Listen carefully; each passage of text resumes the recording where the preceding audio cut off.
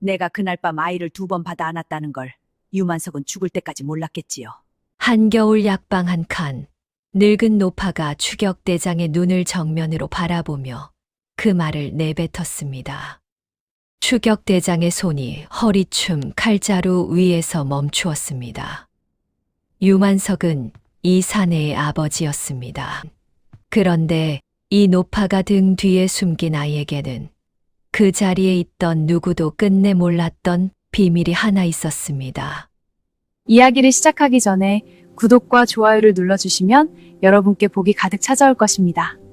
자, 그럼 오늘도 감동적인 옛날 이야기. 지금 바로 시작합니다. 옛날 옛적한 강마을에 이런 이야기가 전해져 내려옵니다. 강마을 서쪽 끝 낮은 돌담 안에 약방 한 칸이 있었습니다. 방이라 부르기에도 민망한 크기였지요. 사람 하나 겨우 누울 만한 방바닥에 낡은 소미불 하나, 구석에는 약초 묶음이 천장까지 빼곡히 쌓여 있었습니다. 아궁이 앞에는 그름이 묻은 솥 하나, 그리고 그 옆에 늙은 여인 하나가 앉아 있었습니다. 천복내였습니다.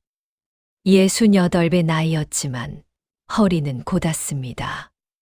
눈꼬리에 깊은 주름이 새겨져 있었고 손마디는 굵었지요. 오른쪽 손바닥에는 오래된 흉터가 하나 있었습니다.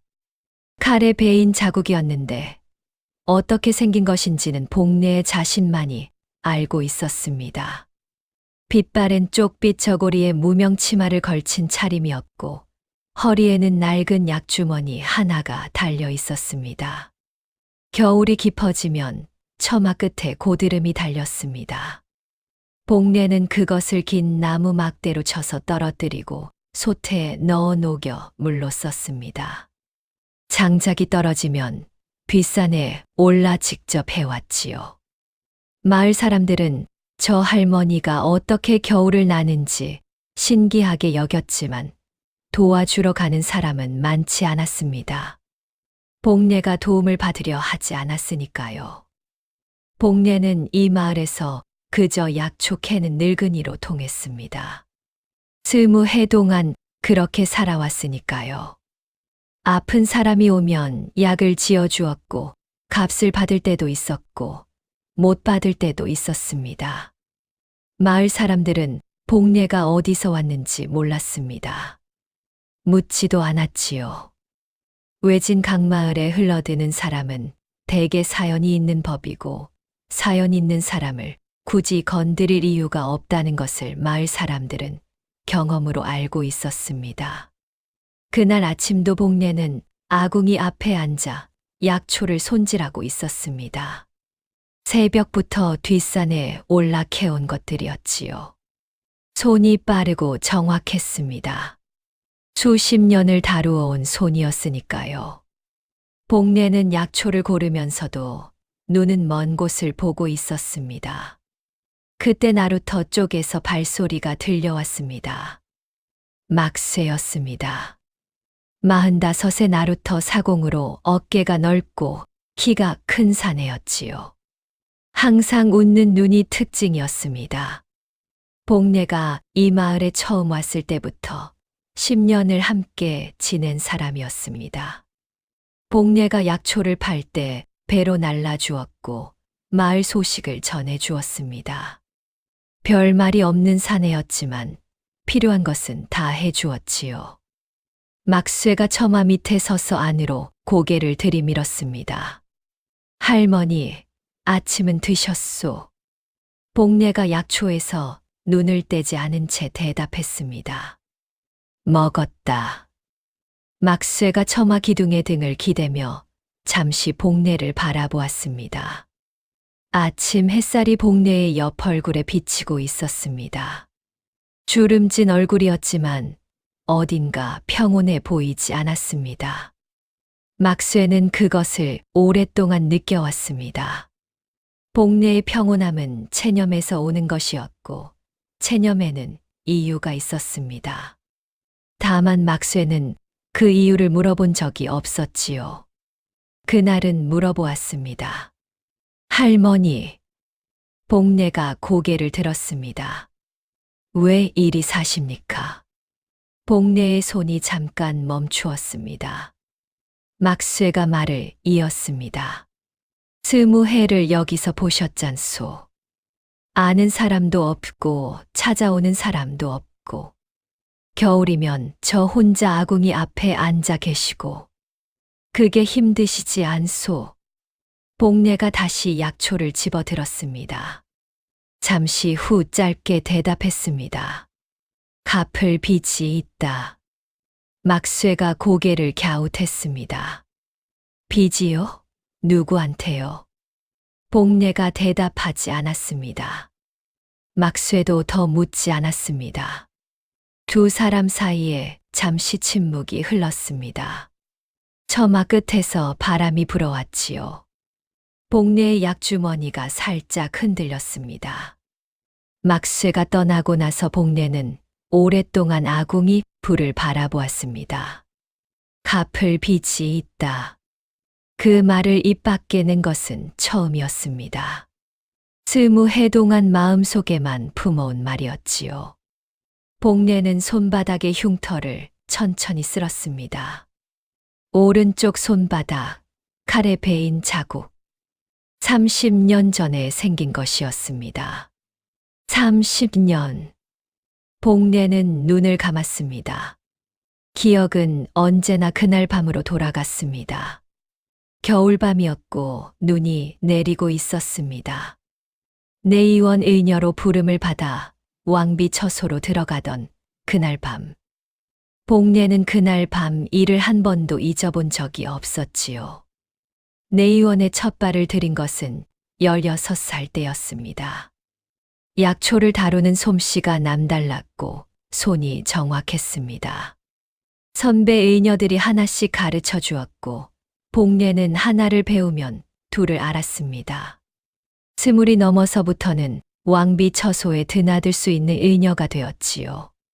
그것이 내의원에서 가장 높은 신분이었습니다. 복례는 묵묵히 일했습니다. 욕심이 없었습니다. 그저 아픈 사람을 고치는 것이 자신의 일이라고 생각했지요. 그러나 그날 밤, 30년 전 그 겨울밤은 달랐습니다. 왕비는 진통이 길었습니다. 복례는 뜨거운 물을 대령하고 포를 준비하고 왕비의 손을 잡았습니다. 새벽이 되어서야 아이가 나왔습니다. 복례가 받아 안았지요. 사내 아이였습니다. 복례가 아이를 닦아 포에 싸려는 순간 왕비가 다시 신음을 냈습니다. 복례가 고개를 들었습니다. 또 한 명이 있었습니다. 둘이었습니다. 복례는 첫째를 옆에 내려놓고 둘째를 받아 안았습니다. 둘째도 사내 아이였지요. 첫째보다 작고 조용했습니다. 울지 않았습니다. 복례가 아이의 등을 살짝 두드리자 그제야 작은 소리를 냈습니다. 그때였습니다. 의녀. 굵은 목소리가 방 안에 울렸습니다. 복례가 돌아보았습니다. 내관 유만석이 서 있었습니다. 평소에도 눈빛이 차가운 사람이었는데 그날 밤은 더했습니다. 시선이 복례의 품에 안긴 둘째 아이를 향하고 있었지요. 그 아이는 내가 처리하겠소. 처리.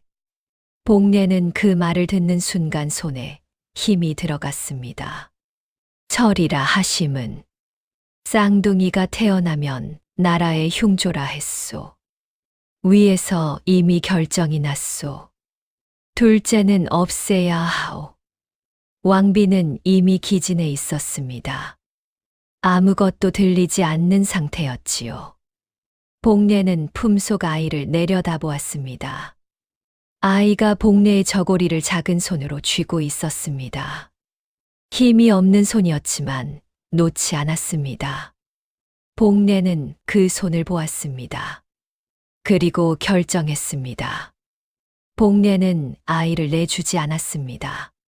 제가 처리하겠습니다. 유만석이 눈을 가늘게 떴습니다.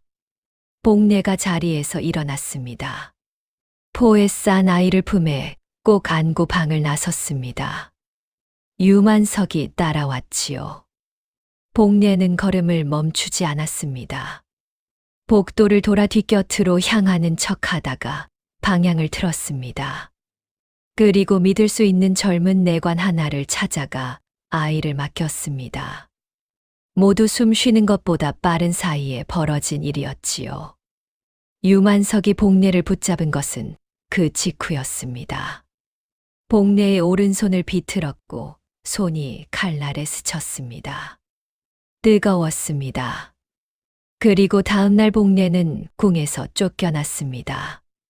방을 나서는 날 유만석이 복례에게 말했습니다. 그 아이는 찾아낼 것이오. 그리고 의녀 당신도 무사하지 못할 것이오. 복례는 그 말을 들으면서 품속에 넣어둔 것을 확인했습니다. 작은 두루마리 하나. 그날 밤 복례가 기록한 것들이었지요. 쌍둥이 출산 기록, 유만석의 지시 내용, 복례의 손으로 받아 안은 두 아이에 대한 모든 것. 복례는 그것을 품에 안고 국문을 나섰습니다. 눈이 내리고 있었습니다. 복례는 뒤를 돌아보지 않았습니다. 30년을 바친 곳이었지만 눈물이 나지 않았습니다. 울 여유가 없었습니다. 아이가 살아있는지 확인해야 했으니까요. 그러나 아이를 맡긴 내관은 이미 사라지고 없었습니다. 어디로 갔는지 아무도 몰랐지요. 복례는 한양 이곳저곳을 떠돌며 내관의 흔적을 찾았습니다. 찾지 못했습니다. 유만석의 눈을 피해 움직여야 했기에 더 어려웠지요. 그렇게 10년을 떠돌다 이 강마을에 흘러든 것이었습니다. 그리고 다시 20해가 흘렀습니다. 복례는 그 30년을 한 번도 후회한 적이 없었습니다. 다만 알 수 없었습니다.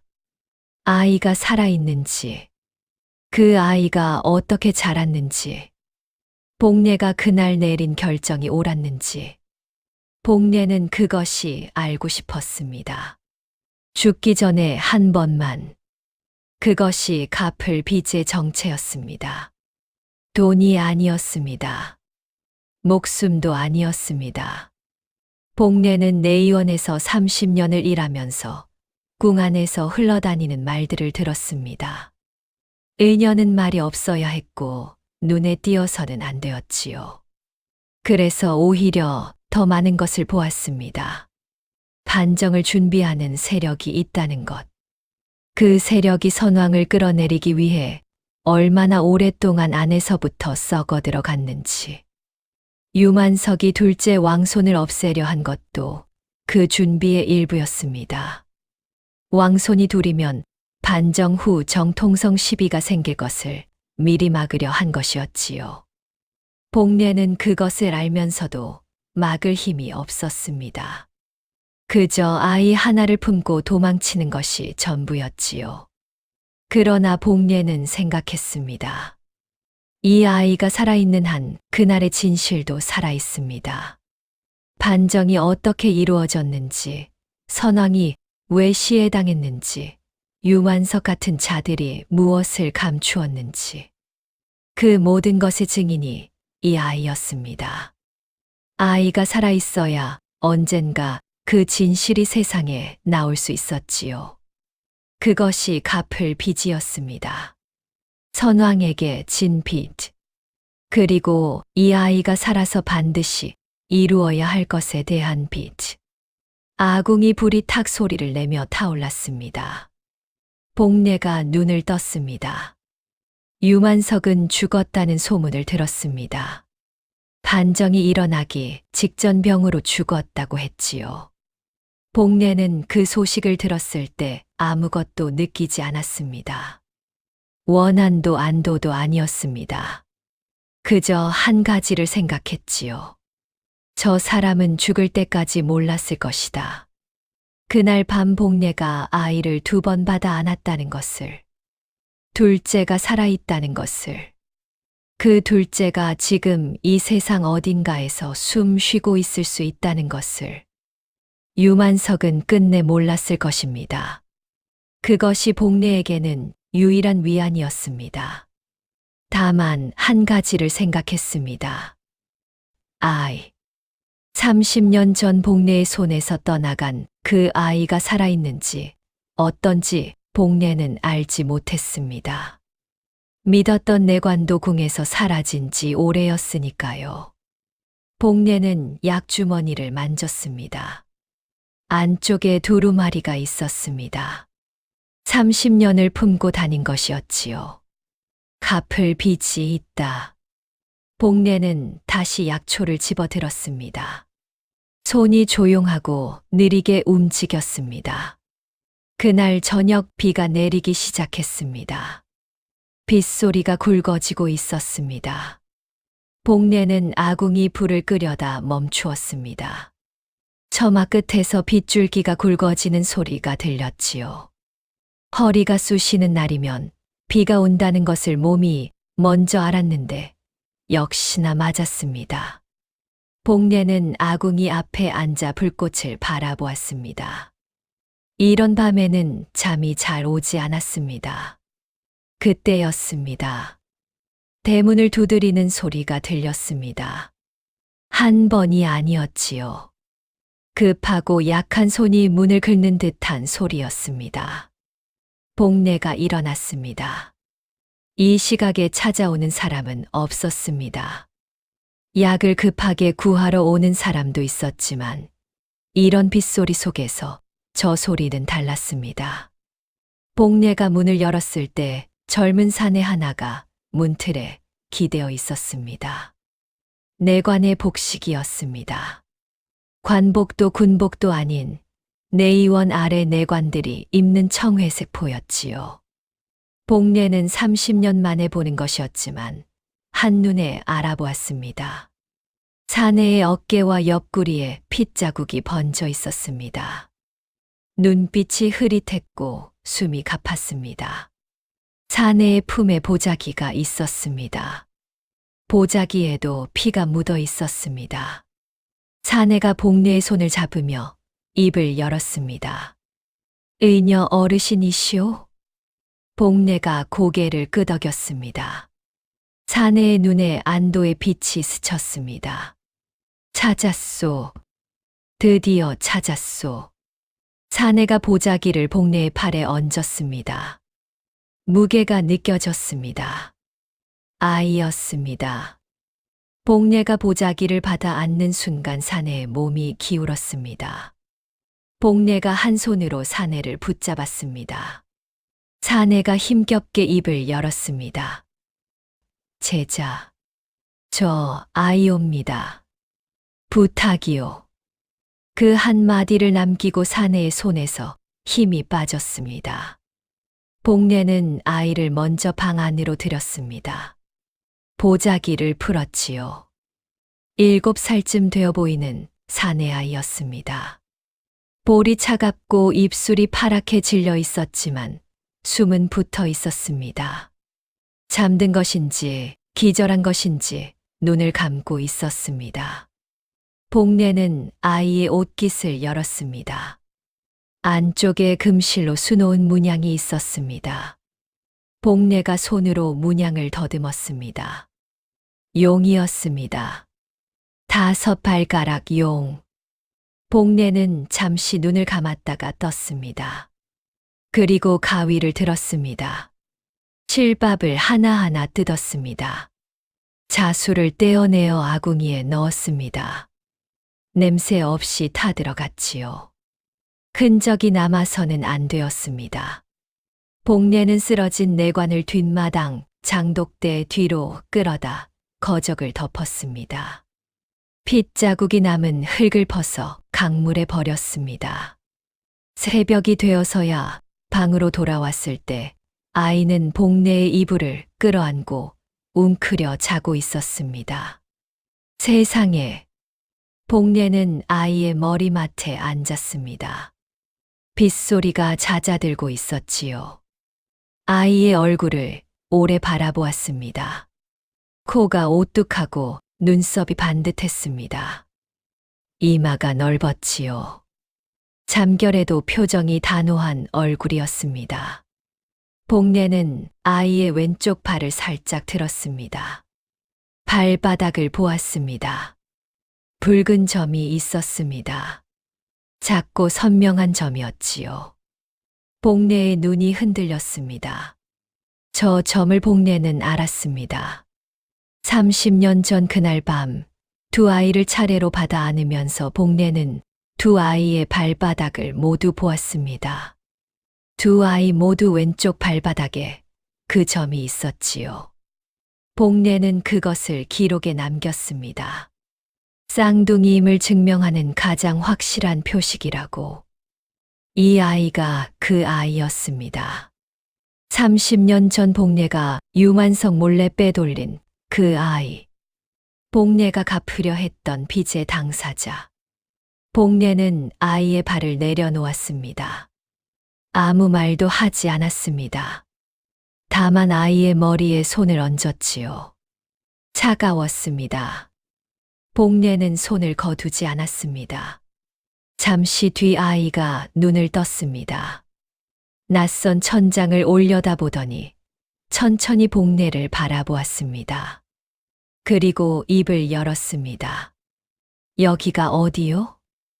7살의 입에서 나온 말투가 또렷한 궁중 어투 그대로였습니다.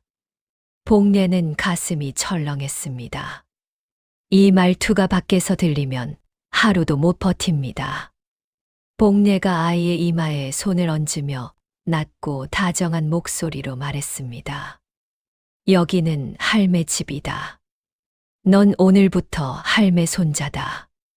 아이가 복례를 올려다보며 다시 물었습니다. 할매가 누구요? 복례가 이불을 아이의 턱까지 끌어올리며 답했습니다. 밥 해주는 사람이다. 아이는 고개를 끄덕였습니다. 궁에서도 밥 해주는 사람은 늘 가까이 있었으니 그것만은 이해한 것이었지요. 복례는 그것을 보고 눈을 내리깔았습니다. 저 당연함이 저 아이의 전부였습니다. 언제나 밥을 받아먹는 자리, 언제나 고개를 숙여주는 사람들 속에서 자란 아이. 이제 그것이 모두 사라졌습니다. 다음 날 아침부터 복례는 도성에게 말을 가르치기 시작했습니다. 이름은 복례가 지었습니다. 도성. 길을 찾는다는 뜻이었지요. 복례가 마루에 아이를 앉혀놓고 또박또박 말했습니다. 나를 부를 때는 할매라고 해라. 할미도 아니고 할머니도 아니다. 할매다. 도성이 어색한 입 모양으로 천천히 따라했습니다. 할매. 복례가 고개를 끄덕이고 다음을 가르쳤습니다. 밥을 달라고 할 때는 배고파. 이 세 글자면 된다. 주라를 들고 싶사옵니다. 같은 말은 오늘부터 없다. 도성이 고개를 갸웃했습니다. 왜요? 여기는 궁이 아니다. 그런 말 쓰면 죽는다. 도성이 눈을 동그랗게 뜨며 복례를 바라보았습니다. 복례의 눈빛이 단호했습니다. 아이는 입을 다물었습니다. 말투보다 더 큰 문제가 있었습니다. 바로 피부였지요. 궁에서 자란 아이의 살결은 마을 아이들과 달랐습니다. 햇볕에 탄 적 없는 하얀 피부, 굳은 살 하나 없는 손, 부드러운 머리카락까지 어느 것 하나 강말 7살과 맞지 않았습니다. 복례는 부엌으로 가서 콩기름에 숟가루를 갈아 섞었습니다. 며칠 묵은 된장 우물을 조금 넣고 개었지요. 도성의 얼굴과 목과 손 등에 그것을 고루 발랐습니다. 울긋불긋한 자국이 피부병처럼 보였습니다. 도성이 얼굴을 찡그리며 투덜거렸습니다. 이거 싫어. 복례가 도성의 두 손을 잡아내리며 단호하게 말했습니다. 참아라. 이것 때문에 내 목숨이 붙어 있게 되는 것이다. 도성은 입을 삐죽거렸지만 더는 움직이지 않았습니다. 이렇게 해서 도성은 복례의 손자가 되었습니다. 한양에서 딸이 아이를 낳고 죽었는데 데려온 아이 온몸에 부스럼이 나 있어 마을에 옮길까 싶어 숨기고 있다. 이것이 복례가 준비한 첫 번째 이야기였습니다. 그로부터 사흘이 지난 장날이었습니다. 나루터의 배를 매던 막쇠가 장에서 돌아오며 혼잣말을 내뱉었습니다. 임금이 돌아가셨다는데 병환이 아니라 칼이라더라. 마을 사람들은 반신반의했습니다. 궁궐일이 이외진 강마을까지 올 리 없다고 생각한 것이었지요. 그러나 이튿날 관아에서 방이 붙었습니다. 역적의 잔당을 수색한다는 내용이었고 방에는 이렇게 적혀 있었습니다. 선왕의 측근을 숨기는 자능 같은 죄로 다스린다. 복례는 장독대에 소금을 채우다 그 방을 멀리서 보았습니다. 글씨를 읽을 수 있는 것은 궁 시절에 배운 덕이었지만 마을 사람들은 그 사실을 몰랐습니다. 복례는 방에서 눈을 떼어 하늘을 보았습니다. 구름이 낮게 깔려 있었습니다. 차가운 바람이 볼을 스쳤지요. 시간이 없었습니다. 복례는 방 안으로 돌아왔습니다.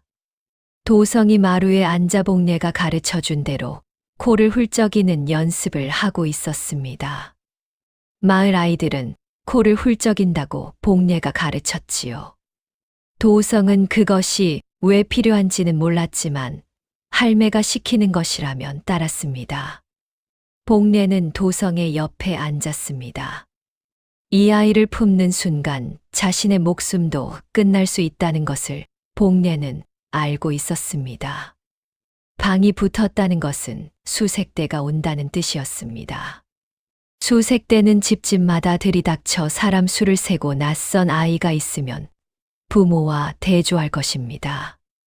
복례는 혼자 사는 노파였고 손자가 있다는 것을 아는 마을 사람은 없었습니다. 복례는 갈등했습니다. 아이를 다른 곳으로 보내야 하는가? 막쇠의 배로 강 건너 먼 마을까지 보내는 방법이 있었습니다. 그러나 7살 아이 혼자는 불가능했고 누군가와 함께 보내면 그 누군가가 위험해졌지요. 그렇다면 여기서 숨겨야 합니다. 복례는 도성을 바라보았습니다. 아이가 코를 훌쩍이다가 복례를 올려다보았습니다. 할매, 잘하고 있소. 복례가 짧게 답했습니다. 잘하고 있다. 도성이 다시 코를 훌쩍였습니다. 복례는 그것을 보며 아궁이 불을 바라보았습니다. 30년 전 유만석의 손에서 이 아이를 빼돌린 것은 복례였습니다. 그 선택이 이 아이를 살렸습니다. 그리고 이제 다시 복례 앞에 아이가 왔습니다. 복례가 문을 닫으면 아이는 사라집니다. 복례가 문을 열고 받아들이면 두 사람 모두 위험해집니다. 복례는 이미 알고 있었습니다. 30년 전 그날 밤 문을 닫지 않았던 것처럼 이번에도 문을 닫지 않을 것이라는 것을. 그것이 갚을 빚이었으니까요. 다음 날 저녁 막쇠가 들렀습니다. 나루터에서 들은 소식을 전해주러 온 것이었지요. 수색대가 동쪽 마을부터 시작했다 합니다. 이틀이면 여기까지 올 것입니다. 복례가 막쇠를 바라보았습니다. 알고 있었소. 막쇠가 복례의 눈을 보았습니다. 잠시 침묵이 흘렀습니다. 도성이 말이오. 막쇠가 고개를 끄덕였습니다. 며칠 전부터 봤습니다. 어디서 온 아이인지는 묻지 않겠습니다. 다만 막쇠가 처마 끝을 잠시 바라보다가 말을 이었습니다. 뒷산 참나무 구리 있소. 아이 하나는 들어갈 수 있는 크기요. 수색대가 오는 날 아침에는 거기 넣어두면 어떻겠소. 복례가 막쇠를 오래 바라보았습니다. 막쇠는 눈을 피하지 않았습니다. 고맙소. 복례의 입에서 좀처럼 나오지 않는 말이었지요. 막쇠가 손을 내저었습니다. 제가 할 수 있는 게 그것뿐이라 미안할 따름입니다. 막쇠가 떠나고 나서 복례는 오랫동안 앉아 있었습니다. 도성은 이미 잠들어 있었지요. 복례의 이불을 끌어안고 새근새근 숨을 쉬고 있었습니다. 복례는 일어나 아이의 이불을 여미었습니다. 아이의 왼쪽 발이 이불 밖으로 삐져나와 있었지요. 복례가 그것을 이불 안으로 넣어 주었습니다. 차가웠습니다. 아이의 발바닥에 작고 붉은 점이 있었습니다. 복례는 그 발을 한 손으로 감쌌습니다. 이틀 안에 수색대가 옵니다. 반정군이 마을에 도착한 것은 그로부터 사흘 뒤였습니다. 선두에 선 사내는 검은 관복에 허리가 꼿꼿한 사람이었습니다. 이정환이었지요. 반정 세력의 현장 지휘 무관으로 그의 뒤로 군졸 20명이 따르고 있었습니다. 이정환은 마을 이장 차파를 불러 세우고 명령하듯 물었습니다. 이 마을의 가구 수와 사람 수를 대시오. 차팔이 허리를 깊이 굽히며 답했습니다. 32 가구에 140이요. 이정환이 다시 물었습니다. 아이는 몇이요? 차팔이 손가락을 꼽으며 답했습니다. 17이요. 이정환은 고개를 끄덕이고 수색을 시작했습니다. 집집마다 들어가 사람 수를 세고 아이가 있으면 나이와 생김새를 확인했습니다. 기록을 빠짐없이 적어 나갔지요. 복례는 이정환이 마을 동쪽 끝에서 수색을 시작했다는 것을 막쇠에게서 들었습니다. 복례의 집은 마을 서쪽 끝가에 붙어 있었기에 시간이 있었습니다. 복례는 도성에게 옷을 입히고 뒷산 참나무 굴로 데려갔습니다. 굴은 낮고 좁았습니다. 아이 하나가 웅크리면 들어갈 수 있는 크기였지요. 복례가 도성을 굴 앞에 세우고 말했습니다. 들어가서 나올 때까지 기다려라. 아무 소리도 내지 마라. 도성이 굴 안을 들여다보았습니다. 어둡고 냄새가 났습니다. 실소. 싫어도 들어가야 한다. 왜요? 복례가 도성의 눈을 마주 보았습니다. 나쁜 사람들이 왔다. 내가 여기 있으면 잡아간다. 도성이 잠시 복례를 바라보았습니다. 아이의 눈빛이 흔들렸습니다. 무섭다는 말은 하지 않았습니다. 그러나 복례는 알 수 있었지요. 복례가 낮은 목소리로 말했습니다. 할매가 데리러 올 때까지 기다려라. 반드시 온다. 도성이 굴 안으로 들어갔습니다. 복례가 굴 입구를 낙엽과 나뭇가지로 가렸습니다. 그리고 산을 내려왔습니다. 산길이 가팔랐지만 복례는 발걸음을 서두르지 않았습니다. 서두르는 사람이 의심을 받으니까요. 수색대가 복례의 집에 도착한 것은 오후 늦게였습니다. 군졸 셋이 들이닥쳤습니다. 복례는 아궁이 앞에서 죽을 젓고 있었습니다. 군졸이 방 안을 훑어보며 물었습니다. 혼자 사오? 복례가 고개를 들지 않고 답했습니다. 그렇소. 손자가 있다 들었는데. 복례가 그제야 고개를 들었습니다. 군졸의 눈이 방 구석구석을 살피고 있었습니다. 복례가 천천히 입을 열었습니다. 부스럼이 도져서 산 위 외갓집에 맡겼소. 이리 데려오면 마을에 옮길까봐. 군졸이 복례를 훑어보았습니다. 복례는 눈빛을 흐트러뜨리지 않았습니다. 68배 늙은 눈이 그저 피곤하고 담담하게 군졸을 마주 보았습니다. 군졸이 돌아섰습니다. 그것이 1차 수색이었습니다. 아슬아슬했지만 넘겼습니다. 복례가 뒷산으로 올라가 도성을 데려온 것은 해가 지고 나서였습니다. 도성은 굴 안에서 웅크린 채 잠들어 있었지요. 복례가 아이의 어깨를 흔들자 눈을 떴습니다. 할매 왔다. 도성이 눈을 비비며 굴 밖으로 기어 나왔습니다. 복례가 아이의 옷에 묻은 흙을 털어주었지요. 도성이 복례를 올려다보며 물었습니다. 나쁜 사람들 같소. 복례가 고개를 끄덕였습니다. 같다.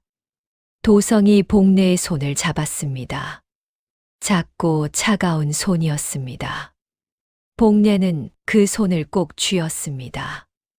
그로부터 며칠이 지나면서 도성은 조금씩 마을 아이처럼 되어갔습니다. 말투가 부드러워졌고 코도 훌쩍일 줄 알게 되었습니다. 복례가 시키는 대로 된장 냄새를 몸에 배이게 하기 위해 된장국을 매일 먹었지요. 피부는 복례가 바른 것들로 인해 검게 그을린 듯 보였습니다. 다만 눈빛만은 숨길 수 없었습니다. 도성의 눈은 또렷했습니다. 무언가를 볼 때 흔들리지 않는 눈이었지요. 마을 아이들의 눈과는 달랐습니다. 복례는 그것이 내내 마음에 걸렸지만 눈빛을 바꾸는 방법은 없었습니다. 그 눈빛 때문에 이장 차팔이 복례의 집에 자주 들르기 시작했습니다. 차팔은 쉰이 넘은 작달막한 사내로 눈썹이 짧고 눈이 작았습니다. 마을 일에 빠지는 법이 없었고 누구에게나 웃는 낯이었지요. 그러나 복례는 차팔이 마을 이장 자리를 지키기 위해 반정 선발대와 내통했다는 것을 알고 있었습니다. 막쇠가 며칠 전에 귀띔해준 것이었지요. 차팔이 약방 앞을 지나다 발걸음을 멈추었습니다. 마루에 앉아있는 도성을 바라보더니 싱긋 웃으며 물었습니다. 이게 손자요? 부스럼이 나아서 데려왔소. 복례가 약초를 정리하며 짧게 답했습니다. 좀 나아서요. 차팔이 도성에게 다가갔습니다. 몇 살이요, 꼬마? 도성이 복례를 한 번 바라보았다가 차팔을 보며 대답했습니다. 7. 차팔이 도성의 뺨을 살짝 건드렸습니다. 눈이 참 크네. 어디를 닮은 거요? 복례가 그때 차팔과 도성 사이에 끼어들었습니다. 자연스러운 동작이었지만 단호했습니다. 이장님 오늘 오신 건 무슨 일이요? 차팔이 복례를 바라보다가 웃음을 거두었습니다. 그냥 지나다 들른 것이요. 다음 수색이 더 꼼꼼하다고 해서 말해두려고. 이번엔 직접 아이들 얼굴을 확인한다더이다. 복례가 고개를 끄덕였습니다. 알겠소. 차팔이 돌아서면서 마지막으로 한 번 더 도성을 보았습니다. 그리고 떠났습니다. 복례는 차팔의 뒷모습을 바라보았습니다. 그의 발걸음이 마을 쪽이 아닌 관아 방향으로 향하고 있었지요. 복례는 눈을 가늘게 떴습니다. 다음 수색은 더 촘촘할 것입니다. 그리고 이번에는 1차 때처럼 넘기기 어려울 것이었습니다. 복례는 도성을 돌아보았습니다. 도성아. 왜요, 할매? 저 이장 아저씨한테 앞으로 아무 말도 하지 마라. 도성이 고개를 끄덕였습니다. 이유를 묻지 않았습니다. 복례가 하지 말라면 하지 말아야 한다는 것을 이제는 알고 있었지요. 복례는 방 안으로 들어와 약주머니를 꺼냈습니다. 안쪽에 두루마리가 있었습니다. 꺼내어 펼쳤습니다. 30년 전에 쓴 글씨였지만 또렷하게 남아 있었지요. 복례는 손가락으로 글씨를 하나하나 짚었습니다. 쌍둥이 출산 기록, 유만석의 지시, 두 아이의 신체 표식. 복례는 두루마리를 다시 말아 약주머니에 넣었습니다. 아직은 때가 아닙니다. 그러나 때가 오면 이것을 꺼내야 할 것입니다. 그날 밤 복례는 도성에게 죽을 끓여 주었습니다. 도성이 죽을 받아들고 복례를 바라보았습니다. 할매는 안 먹소. 먹었다. 언제요? 나 없을 때요? 복례가 대답하지 않았습니다. 도성이 죽을 한 숟가락 뜨더니 다시 물었습니다. 할매는 왜 나를 숨겨주는 거요? 복례가 아궁이 불을 바라보았습니다. 잠시 후 짧게 대답했습니다. 갚을 빚이 있다. 도성이 고개를 갸웃했습니다. 나한테요? 복례가 대답 대신 도성의 죽 그릇을 살짝 밀었습니다. 다 먹어라. 도성이 입을 다물고 죽을 먹었습니다. 복례는 그것을 바라보다가 조용히 물었습니다. 무섭지 않으냐? 도성이 숟가락을 멈추었습니다. 뭐가요? 쫓기는 것이. 도성이 잠시 생각하는 듯 하더니 답했습니다. 조금요. 그런데 할매 옆에 있으면 덜 무서워요. 복례는 아무 말도 하지 않았습니다. 눈을 내리깔았습니다. 눈시울이 붉어진 것을 도성이 보았는지 몰랐지요. 복례가 저 아이를 처음 받아 아는 것은 30년 전이었습니다. 그 아이가 이 아이의 아버지입니다. 그리고 이제 아버지는 없고 아들만 남았습니다. 복례의 손에 두 번째로 아이가 왔습니다. 이번에는 놓지 않을 것입니다. 다음 날 아침 막쇠가 또 들렀습니다. 이번에는 소식이 좋지 않았습니다. 이정환이 돌아갔다 합니다. 복례가 고개를 들었습니다. 그런데 더 높은 사람이 온다 합니다. 복례가 막쇠를 바라보았습니다. 누구요? 막쇠가 목소리를 낮추었습니다. 유한이라 합니다. 반정 세력에서 수색을 총괄하는 사람이라 하더이다. 이정환보다 훨씬 날카롭다고. 복례의 손이 잠시 멈추었습니다. 유한. 유만석의 아들이었습니다. 복례는 그 이름을 알고 있었습니다. 유만석이 궁에서 일하던 시절, 복례는 그 아들이 태어났다는 소식을 들은 적이 있었지요. 지금쯤 30 중반은 되었을 것입니다. 복례는 막쇠를 바라보았습니다. 언제 옵니까? 이틀 뒤라 합니다. 복례가 고개를 끄덕였습니다. 막쇠가 걱정스러운 눈으로 복례를 바라보았지만 더는 말하지 않았습니다. 복례의 표정이 이미 결심한 사람의 그것이었으니까요. 막쇠가 돌아가고 나서 복례는 도성을 불렀습니다. 도성아. 도성이 마루에서 뛰어와 복례 앞에 섰습니다. 나쁜 사람이 또 온다. 도성이 고개를 끄덕였습니다. 이번엔 더 나쁜 사람이다. 도성이 잠시 복례를 바라보았습니다. 할매가 또 숨겨줄 거요? 복례가 도성의 눈을 마주 보았습니다. 그리고 고개를 끄덕였습니다. 그렇다. 도성이 복례의 손을 잡았습니다. 작고 차가운 손이 복례의 굵은 손 위에 얹혔습니다. 알겠소, 할매. 복례는 그 손을 꼭 쥐었습니다. 그리고 이틀 뒤를 생각했습니다. 유만석의 아들이 온다. 복례가 30년을 품어온 비밀과 30년 전 유만석이 제거하려 했던 아이가 한 공간에 놓이게 됩니다. 복례는 눈을 감았습니다. 이틀 안에 준비해야 할 것들이 있었습니다. 복례는 그날 밤 잠을 자지 않았습니다. 도성이 잠든 뒤 아궁이 앞에 앉아 오랫동안 생각했습니다. 유만석의 아들이 온다면 복례를 알아볼 수도 있었습니다. 유만석이 살아있을 때 복례의 이름을 아들에게 말했을 수도 있었고, 내의원 기록을 뒤지면 천복례라는 이름이 나올 수도 있었습니다.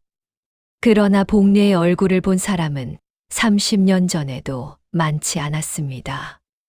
수라간의 나인도 내의원의 의녀도 궁궐 안에서만 살다 사라지는 사람들이었으니까요. 복례는 한 가지를 더 생각했습니다. 도성의 말투가 아직 완전하지 않았습니다. 이따금 궁중 어투가 튀어나왔지요. 흥분하거나 놀랐을 때 특히 그랬습니다. 복례는 그것이 내내 마음에 걸렸습니다. 다음 날 아침 복례는 도성을 마루에 앉히고 훈련을 시켰습니다. 내가 갑자기 큰 소리를 지르면 어떻게 하겠냐. 도성이 고개를 갸웃했습니다. 놀라지요. 복례가 고개를 끄덕였습니다. 놀랐을 때 나오는 말이 있다. 어이쿠, 아이고, 깜짝이야. 이 세 가지다. 그것만 기억해라. 도성이 따라했습니다. 어이쿠, 아이고, 깜짝이야. 복례가 고개를 끄덕였습니다. 이제 연습해보자. 복례가 갑자기 손뼉을 크게 쳤습니다. 도성이 펄쩍 뛰었습니다. 아이고. 복례가 고개를 끄덕였습니다. 도성이 씩 웃었습니다. 잘했소. 그래. 도성이 더 웃었습니다. 또 해봐요. 복례가 다시 손뼉을 쳤습니다. 이번에는 도성이 놀라지 않았습니다. 예상하고 있었으니까요. 그건 안 된다. 예상하면 소용없다. 복례가 잠시 시간을 두었습니다. 도성이 긴장을 풀 때를 기다렸지요. 도성이 딴 곳을 보기 시작할 때 복례가 갑자기 솥뚜껑을 내리쳤습니다. 도성이 벌떡 일어섰습니다. 깜짝이야. 복례가 그제야 고개를 끄덕였습니다. 됐다. 도성이 가슴을 쓸어내리며 복례를 바라보았습니다. 할매 너무해요. 복례가 짧게 대답했습니다. 살아야 하니까. 도성이 잠시 복례를 바라보다가 고개를 끄덕였습니다. 그것으로 충분했지요. 복례는 그날 하루 종일 도성과 훈련을 했습니다. 마을 아이처럼 말하기, 놀랐을 때 반응하기, 모르는 어른이 다가오면 눈을 내리깔기, 하나하나 반복했습니다. 도성은 불평 없이 따랐습니다. 이따금 지쳐서 마루에 드러눕기도 했지만 복례가 부르면 다시 일어났지요. 해질 무렵 복례가 밥을 차렸습니다. 도성이 밥상 앞에 앉아 숟가락을 들더니 말했습니다. 할매. 복례가 고개를 들었습니다. 우리 꼭 살아요. 복례는 대답하지 않았습니다. 밥을 떠서 도성의 그릇에 얹어 주었습니다. 도성이 그것을 받아들고 밥을 먹었습니다. 꼭 살아야 합니다. 복례는 그렇게 생각했습니다. 이 아이가 살아야 합니다. 그것이 복례가 30년을 버텨온 이유이고 앞으로도 버텨야 하는 이유였지요. 이틀 뒤 유한이 옵니다. 그 전에 복례와 도성이 함께 지낸 며칠이 있었습니다. 처음에는 어색했습니다. 도성은 말수가 없었고 복례도 말수가 없었으니까요. 두 사람이 한 방에서 밥을 먹고 잠을 자면서도 긴 말을 나눈 적이 없었지요. 그런데 사흘째 되는 날 도성이 복례를 따라 뒷산에 올라가겠다고 했습니다. 따라오면 힘들다. 괜찮소. 넘어지면 내가 안 들어준다. 안 넘어지면 돼요. 복례는 잠시 도성을 내려다보았습니다. 고집스러운 눈이었지요. 복례가 먼저 산을 오르기 시작했습니다. 도성이 뒤를 따랐습니다. 가파른 비탈에서 도성이 2번 미끄러졌습니다. 복례는 돌아보지 않았습니다. 도성도 복례를 부르지 않았습니다. 혼자 일어나서 계속 올랐지요. 복례는 그것을 눈끝으로 보았습니다. 산 중턱에 이르러 복례가 걸음을 멈추었습니다. 약초 군락이 있는 자리였습니다. 쪼그리고 앉아 약초를 골라내기 시작하자 도성이 옆에 쪼그리고 앉았습니다. 이게 뭐요? 삽주뿌리다. 열 내리는 데 쓴다. 이건요. 천궁. 머리 아플 때. 도성이 하나하나 집어들며 물었습니다. 복례가 하나하나 답했습니다. 처음 하는 긴 대화였지요. 해가 기울 때까지 2 사람은 약초를 골랐습니다. 내려올 때 도성은 제 몫의 약초를 제 손으로 들었습니다. 복례의 것까지 들겠다고 했지만 복례가 거절했습니다.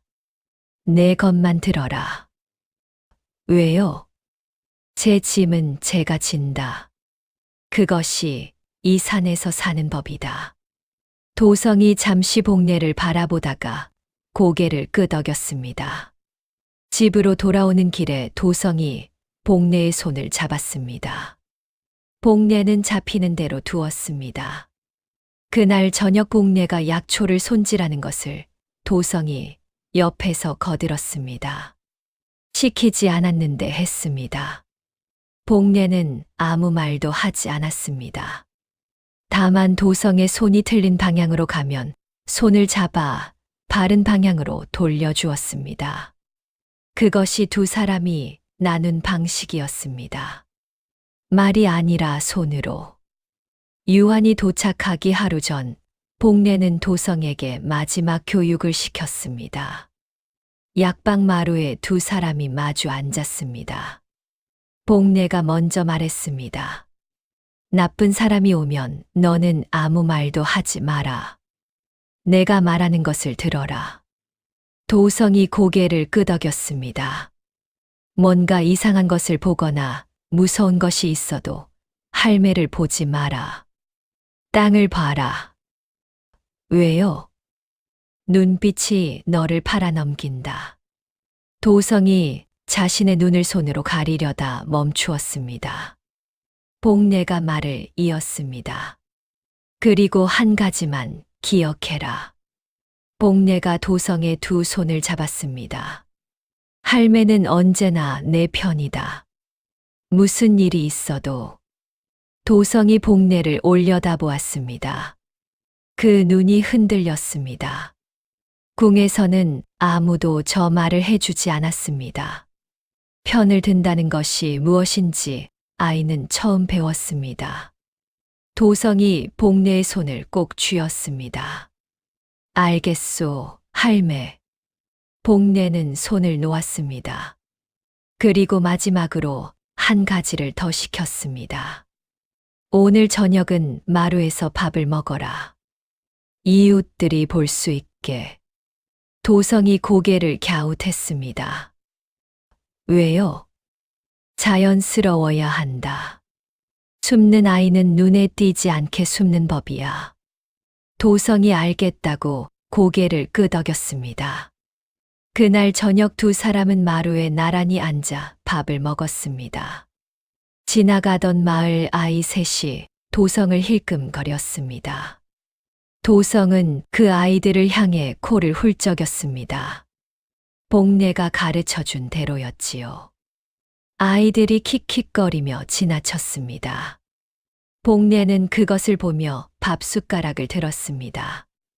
코끝이 시큰해지는 것을 몰랐습니다.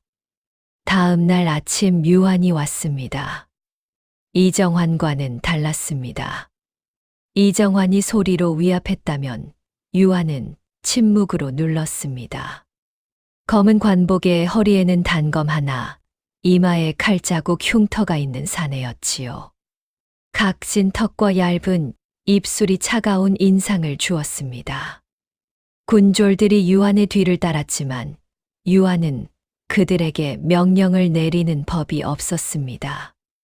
눈짓 하나로 움직이게 했지요. 유한은 마을 서쪽부터 시작했습니다. 복내의 집이었습니다. 복내는 아궁이 앞에서 국을 끓이고 있었습니다. 도성은 마루에 앉아 새끼를 꼬고 있었지요. 막쇠가 전날 가르쳐 준 것이었습니다. 마을 아이들이 심심하면 하는 일이라고요. 유한이 문 앞에 서서 안을 들여다보았습니다. 군졸 하나가 앞서 들어오려 했지만 유한이 손을 들어 막았습니다. 그리고 혼자 들어왔습니다. 복내가 고개를 들지 않고 물었습니다. 무슨 일이요? 유한이 방 안을 훑었습니다. 약초, 묶음, 낡은 솥, 이불, 구석의 약주머니, 마루의 아이. 혼자 삽니까? 아니요.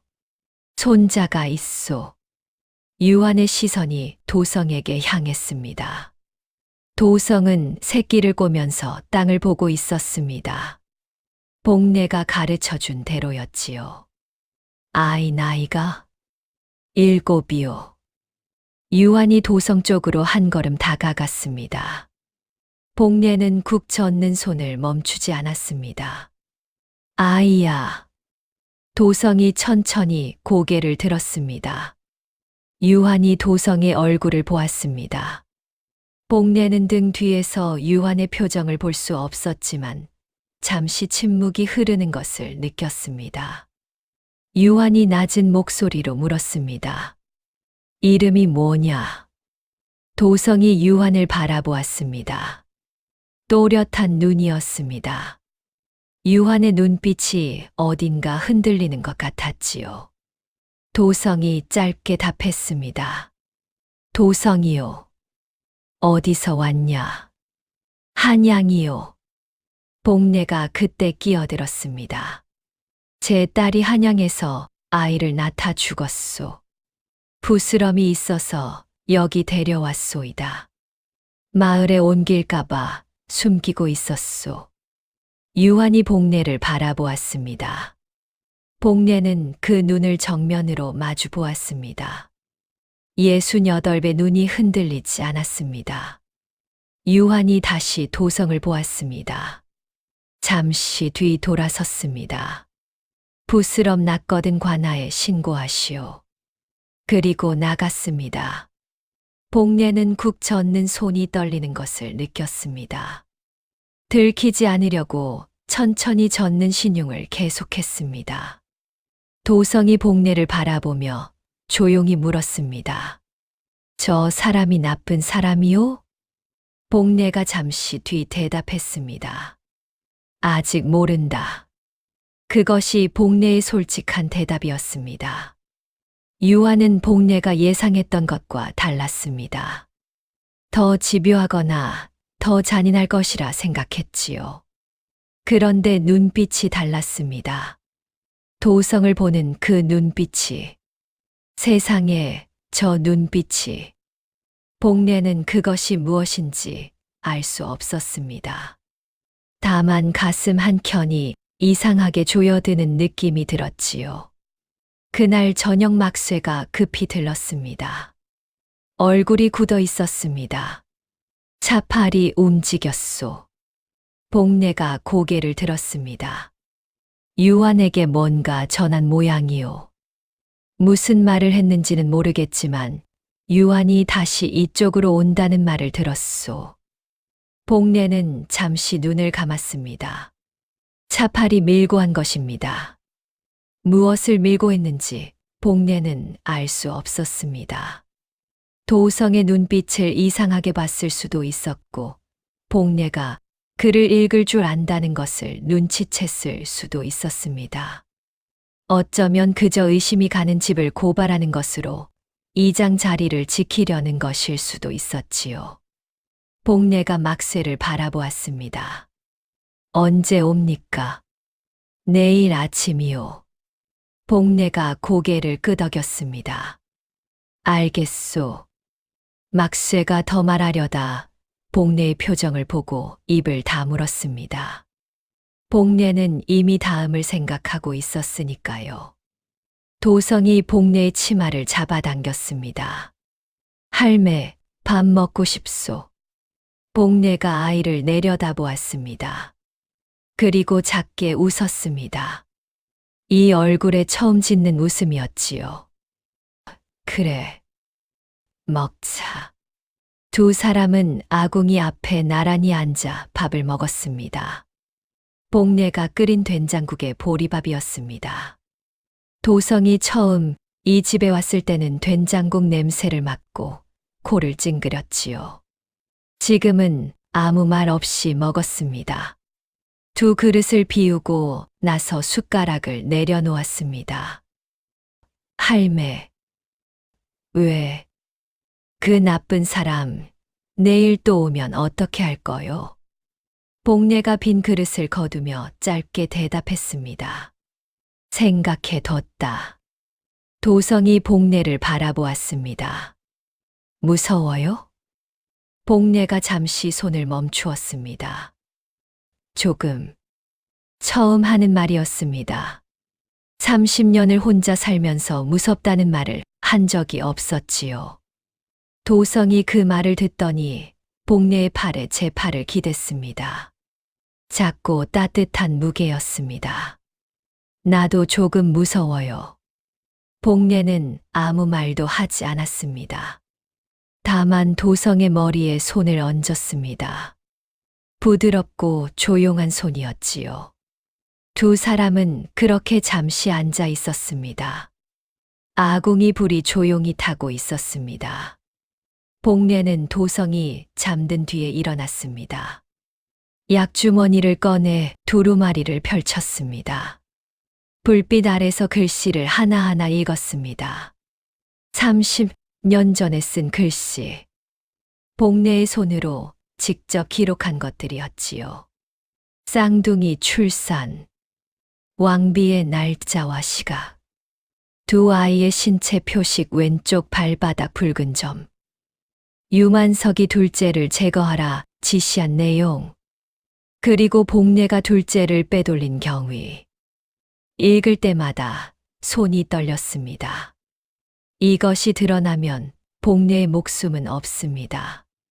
그러나 드러내지 않으면 도성의 목숨도 없지요. 복례는 두루마리를 말았습니다. 그리고 약주머니 가장 안쪽에 넣었습니다. 손에 잡히지 않을 만큼 깊이. 내일 유한이 온다. 복례는 눈을 감았습니다. 유한의 눈빛이 다시 떠올랐습니다. 도성을 보던 그 눈. 무언가를 알아보는 듯한, 그러나 스스로도 모르는 듯한 눈빛이었습니다. 복례는 한 가지를 생각했습니다. 유만석의 아들이라고 해서 유만석과 같은 사람은 아닐 수 있습니다. 복례는 그것을 알고 싶었습니다. 그 답이 내일 나올 것이었지요. 복례는 아궁이 불을 끄고 자리에 누웠습니다. 도성이 이미 복례의 이불 한 귀퉁이를 끌어안고 자고 있었습니다. 복례는 그것을 빼려다 그냥 두었습니다. 창밖에서 바람 소리가 들렸습니다. 날이 추워지고 있었습니다. 유한이 다시 온 것은 이튿날 이른 아침이었습니다. 이번에는 혼자가 아니었습니다. 군졸 셋을 데리고 왔지요. 그리고 뒤에 차팔이 따라왔습니다. 차팔은 복례와 눈이 마주치자 시선을 피했습니다.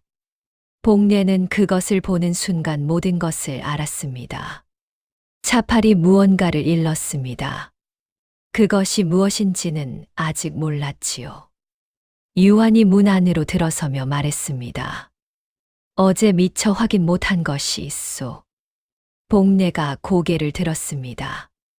아이 아버지가 누구요? 복례가 조금도 흔들리지 않고 대답했습니다. 제 딸 남편이요. 한양서 장사를 하다 죽었소. 이름이? 김막동이요. 유한이 복례를 바라보았습니다. 복례는 그 눈을 마주 보았습니다. 차가운 눈이었지만 복례가 먼저 피하지 않았습니다. 유한이 시선을 도성에게 돌렸습니다. 아이야, 내 아버지 이름이 뭐냐? 도성이 땅을 보며 짧게 대답했습니다. 몰라요. 왜 모르냐? 어릴 때 돌아가셨다고 했소. 유한이 잠시 침묵했습니다. 그리고 차팔에게 눈짓했습니다. 차팔이 마지못해 앞으로 나왔습니다. 이 아이 눈빛이 범상치 않습니다. 제가 며칠 전부터 이상히 여겼는데 어제 저 노파가 글씨를 읽는 것을 보았습니다. 무식한 의녀가 아니라는 뜻이옵니다. 복례는 차팔을 바라보았습니다. 차팔이 눈을 피했습니다. 복례는 아무 말도 하지 않았습니다. 유한이 다시 복례를 보았습니다. 글을 읽소. 복례가 천천히 고개를 끄덕였습니다. 어릴 때 서당 근처에서 주워들었소. 의녀였소. 복례가 잠시 머뭇거리는 척하다가 대답했습니다. 내의원에서 잠깐 일했소. 오래전 일이요. 유한의 눈이 가늘어졌습니다. 언제요? 30년도 더 됐소. 젊을 때 일이요. 유한이 복례를 오래 바라보았습니다. 복례는 그 눈을 받아냈습니다. 심장이 쿵쿵거렸지만 얼굴은 담담했지요. 68배 얼굴에 새겨진 주름이 오히려 도움이 되었습니다. 무언가를 숨기기에는 너무 지쳐 보이는 얼굴이었으니까요. 그때 도성이 기침을 했습니다. 콜록콜록. 2번, 3번. 복례가 즉시 도성의 등을 두드렸습니다. 부스럼이 아직 낫지 않아서요. 기침도 함께 있소이다. 복례가 유한을 올려다보았습니다. 전염될 수 있으니 오래 계시지 않는 것이 좋을 듯하오이다. 유한이 도성을 한 번 더 보았습니다. 도성은 기침을 하며 고개를 숙이고 있었지요. 유한이 천천히 돌아섰습니다. 며칠 더 두고 볼 것이요. 그리고 나갔습니다. 차팔이 그 뒤를 따랐습니다. 차팔이 문 밖을 나서면서 한 번 복례를 돌아보았습니다. 복례는 그 눈을 피하지 않았습니다. 차팔이 먼저 시선을 거두었지요. 군졸들이 사라지고 나서 복례가 도성을 바라보았습니다. 기침은 언제 배웠냐? 도성이 입을 삐죽였습니다. 배운 게 아니요. 진짜 나왔소. 복례가 도성의 이마에 손을 얹었습니다. 열이 있었습니다. 복례가 눈을 가늘게 떴습니다. 언제부터였냐? 어젯밤부터요. 할매한테 말하면 걱정할까봐. 복례는 아무 말도 하지 않고 부엌으로 갔습니다. 약을 다렸습니다. 생강과 계피를 넣고 오래 끓였지요. 도성에게 들고 와서 내밀었습니다. 마셔라. 도성이 사발을 받아들고 한 모금 마시더니 얼굴을 찡그렸습니다. 써요. 약이 달면 안 된다. 도성이 눈을 질끈 감고 마셨습니다. 다 마시고 나서 복례를 올려다보았습니다. 이거 마시면 나아요? 복례가 짧게 대답했습니다. 그렇다. 도성이 사발을 내려놓으며 중얼거렸습니다. 그럼 마셔야지. 복례는 그것을 들으며 약을 치웠습니다. 눈시울이 붉어지는 것을 느꼈지만 모른 척했습니다. 그날 저녁 도성에 열이 내렸습니다. 복례가 자리에 앉아 도성의 이마를 짚었습니다. 서늘했습니다. 복례가 작게 안도의 숨을 내쉬었지요. 도성이 눈을 반쯤 감으며 물었습니다. 할매, 왜? 우리 이제 괜찮아요? 복례가 잠시 생각하다가 대답했습니다. 아직 모른다. 도성이 눈을 완전히 감았습니다. 그래도 할매 있으니까 괜찮을 거예요. 복례는 아무 말도 하지 않았습니다. 도성의 이불을 여미었습니다. 아이의 숨이 고르게 내려앉는 것을 느끼며 복례는 천천히 자리에서 일어났습니다. 괜찮을 것입니다. 복례는 그렇게 생각했습니다. 유환이 오늘은 돌아갔습니다. 도성의 기침이 뜻하지 않게 도움이 되었지요. 그러나 유환은 며칠 더 두고 볼 것이라 했습니다. 완전히 넘긴 것이 아니었습니다. 그래도 오늘 하루는 버텼습니다. 그것으로 충분했습니다. 복례는 아궁이 앞에 앉아 불을 바라보았습니다. 며칠 더 버티면 됩니다. 그 사이에 방법을 찾아야 했지요. 그러나 방법이 있는지 복례는 아직 알지 못했습니다. 이튿날 막쇠가 얼굴이 굳어서 왔습니다. 나루터에서 군졸 둘이 배를 묶었소. 누구도 강을 건너지 못하게 막고 있소이다. 복례는 그 말을 듣는 순간 알았습니다.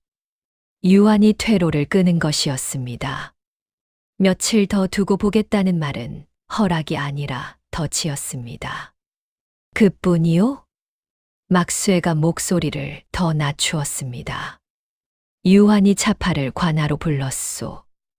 아마 이 마을 사람들 하나하나를 다시 캐묻는 것 같소. 할머니에 대해 뭔가 더 얻으려는 것이겠지요. 복례가 눈을 감았습니다. 차팔이 무엇을 더 말할지 복례는 알 수 없었습니다. 글을 읽는다는 것 외에 차팔이 아는 것은 없었습니다. 그러나 유한이 파고들기 시작하면 결국 내의원 의녀였다는 것이 드러날 것이었지요. 30년 전 복례가 궁에서 쫓겨난 기록이 어딘가에 남아있다면 유한은 그것을 찾아낼 것입니다. 막쇠가 낮은 목소리로 물었습니다. 어떻게 하실 거요, 할머니? 복례가 눈을 떴습니다. 도성이를 뒷산에 숨겨두시오. 오늘 밤 당장. 막쇠가 고개를 끄덕였습니다. 그리고 막쇠 씨. 복례가 막쇠를 바라보았습니다. 이제부터는 이 집 근처에 오지 마시오. 위험하오. 막쇠가 잠시 복례를 바라보다가 고개를 저었습니다. 그건 못하겠소. 복례가 눈을 가늘게 떴습니다. 명령이요. 막쇠가 씩 웃었습니다. 할머니가 나한테 명령할 수 있소. 나는 할머니, 사람이 아닌데. 복례가 입을 다물었습니다. 막쇠가 말을 이었습니다. 할머니가 이 마을에 처음 왔을 때 나한테 뭐라 하셨는지 기억하오? 아무것도 없는 사람이라 했소. 가진 것도 아는 것도 아무것도 없다고. 그때 할머니가 처음 한 달 동안 강가에서 뭘 하셨는지 기억하오? 복례는 기억했습니다. 매일 강가에 나가 혼자 앉아 있었지요. 먹지도 않고 자지도 않고 그저 물을 바라보고 있었습니다. 내가 그때 매일 강에서 밥 갖다 드렸소. 할머니가 받지도 않았지만 막쇠가 눈을 내리깔았습니다. 그러니까 이번엔 내가 여기 있을 거요. 할머니가 뭐래도. 복례는 아무 말도 하지 않았습니다. 눈시울이 뜨거워지는 것을 느꼈지만 고개를 돌렸습니다. 고맙소. 막쇠가 손을 내저었습니다. 별 말씀을. 그날 밤 막쇠가 도성을 데리고 뒷산 굴로 갔습니다. 복례는 약방 혼자 남았습니다. 아이가 없는 방은 넓게 느껴졌지요. 복례는 아이의 이불을 개어 한쪽에 놓았습니다. 그리고 그 위에 손을 얹었습니다. 아직 온기가 남아 있었습니다. 복례는 약주머니를 꺼냈습니다. 두루마리를 펼쳤지요. 내일 유한이 다시 올 것입니다. 이번에는 피할 수 없을 것입니다. 복례는 글씨를 읽으며 한 가지를 결심했습니다. 막아야 한다면 막겠습니다. 그러나 더 이상 막을 수 없다면 그때는 모든 것을 꺼내놓겠습니다. 30년을 품어온 것을 다 꺼내놓겠습니다. 유만석의 죄, 쌍둥이의 존재, 그리고 복례 자신이 그날 밤 한 일, 모든 것을. 복례는 두루마리를 말아 약주머니에 넣었습니다. 그리고 허리에 단단히 묶었습니다. 오늘 밤은 이것을 몸에서 떼지 않을 것이었지요. 창밖에서 바람 소리가 들렸습니다. 멀리서 개 짖는 소리도 들렸습니다. 복례는 눈을 감지 않았습니다. 아궁이 불이 꺼져가는 것을 바라보며 날이 밝기를 기다렸습니다. 새벽이 깊어지면서 바람이 잦아들었습니다.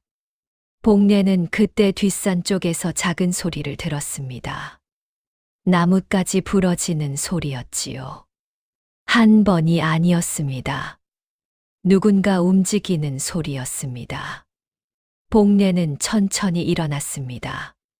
소리를 내지 않았습니다. 문틈으로 밖을 내다보았습니다. 어둠 속에서 희미한 불빛이 뒷산 방향으로 움직이고 있었습니다. 횃불이었습니다. 하나가 아니었습니다. 둘, 셋.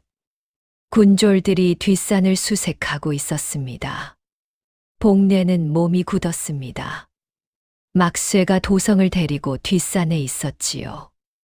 굴 안에 있다면 불빛이 닿지 않을 수도 있었습니다. 그러나 도성이 소리를 내면 끝이었습니다. 복례는 그 자리에서 움직이지 않았습니다. 움직이면 더 의심을 산다는 것을 알았으니까요. 그저 숨을 죽이고 기다렸습니다. 얼마나 지났는지 모를 때였습니다. 불빛들이 산에서 내려오기 시작했습니다. 복례는 그것을 보았습니다. 군졸들이 내려오고 있었습니다. 빈손이었지요. 굴을 발견하지 못한 것이었습니다. 복례가 숨을 내쉬었습니다. 온몸에 식은땀이 배어 있었지요. 날이 밝아오기 직전 막쇠가 도성을 데리고 내려왔습니다. 도성의 얼굴이 창백했습니다. 막쇠가 복례를 보자마자 낮은 목소리로 말했습니다. 군졸들이 굴 바로 옆을 지나갔소. 도성이가 숨을 참고 있었소. 복례가 도성을 바라보았습니다. 도성이 복례를 올려다보았지요. 무서웠냐? 도성이 잠시 뜸을 들이다가 대답했습니다. 조금요. 근데 할매 생각했더니 참을 수 있었소. 복례가 무릎을 꿇고 도성의 눈높이를 맞추었습니다. 아이의 두 볼을 손으로 감쌌습니다. 차가웠습니다. 잘했다. 복례의 목소리가 조금 갈라졌습니다. 도성이 그것을 눈치챘는지 복례의 손을 잡았습니다. 할매도 무서웠소. 복례가 고개를 끄덕였습니다. 그래. 그래도 참았소. 그래. 도성이 고개를 끄덕였습니다. 나도 그렇게 했소. 복례는 아무 말도 하지 않았습니다. 아이를 끌어안았습니다. 처음 하는 일이었지요. 도성이 잠깐 굳었다가 작은 손으로 복내의 등을 두드렸습니다. 아이가 어른을 달래는 모양이었지만 복내는 그 손을 떼어내지 않았습니다. 그것으로 충분했습니다. 오늘 밤은 유한이 마지막으로 온 것은 그로부터 사흘 뒤였습니다. 이번에는 이른 아침이 아니었습니다. 한낮이었지요. 군졸 5이 따랐고 유한은 복내의 대문을 두드리지 않았습니다. 그냥 열고 들어왔습니다. 복내는 마당에 있었습니다. 약초를 말리는 중이었지요. 유한이 들어오는 것을 보고 복내는 손을 멈추지 않았습니다. 유한이 복내 앞에 서서 말했습니다. 내의원 기록에 30년 전 의녀 천씨가 불명예 방출된 기록이 있소. 복내의 손이 멈추었습니다. 이름이 복내이고 쌍둥이 출산을 담당했다 나와 있소. 복내는 고개를 들었습니다. 나리가 그 기록을 어디서 보셨소? 한양에 사람을 보냈소. 복내가 천천히 몸을 일으켰습니다. 등이 뻣뻣했지만 곧게 폈습니다. 그래서요? 유한이 복내를 똑바로 바라보았습니다. 그 쌍둥이 중 첫째는 반정 직전 사망이 확인되었소. 그런데 둘째의 기록이 없소. 방출 당일 의녀 천복내가 둘째를 데리고 나갔다는 증언이 있소. 복내는 아무 말도 하지 않았습니다. 유한이 한 걸음 다가왔습니다. 그 아이가 어디 있소? 그때였습니다. 나루터 쪽에서 고함 소리가 들렸습니다. 복내가 소리가 나는 방향을 보았습니다. 막쇠였습니다. 군졸 둘이 막쇠의 팔을 붙잡고 끌어오고 있었지요. 막쇠의 얼굴에 피가 묻어 있었습니다. 막쇠가 복내를 보고 소리쳤습니다. 할머니, 괜찮으십니까? 군졸이 막쇠의 옆구리를 쳤습니다. 막쇠가 무릎을 꿇었지요. 복내의 눈이 막쇠와 유한 사이를 오갔습니다. 유한이 냉정하게 말했습니다. 이 사공이 밤마다 이 집 근처를 어슬렁거렸소. 이유가 있겠지요. 막쇠가 다시 고개를 들며 소리쳤습니다. 이 할머니는 아무 잘못 없소. 내가 혼자 한 짓이오. 유한이 막쇠를 돌아보지 않았습니다. 무릎 꿇려. 군졸이 막쇠의 어깨를 눌렀습니다. 막쇠가 이를 악물었지요. 복내는 그것을 보았습니다. 막쇠의 등에 흙이 묻어 있었고 오른쪽 눈 위에서 피가 흘렀습니다. 10년을 함께한 사람이었습니다. 복내가 이 마을에 처음 왔을 때 말없이 강가에 밥을 갖다 놓던 사람이었지요. 복내의 가슴이 조여들었습니다. 유한이 다시 복내를 돌아보았습니다. 마지막으로 묻겠소. 그 아이가 어디 있소? 복내는 대답하지 않았습니다. 유한이 고개를 끄덕였습니다. 수색하라. 군졸들이 약방으로 들이닥쳤습니다. 방 안을 뒤집었습니다. 이불을 걷어내고 장을 열었습니다.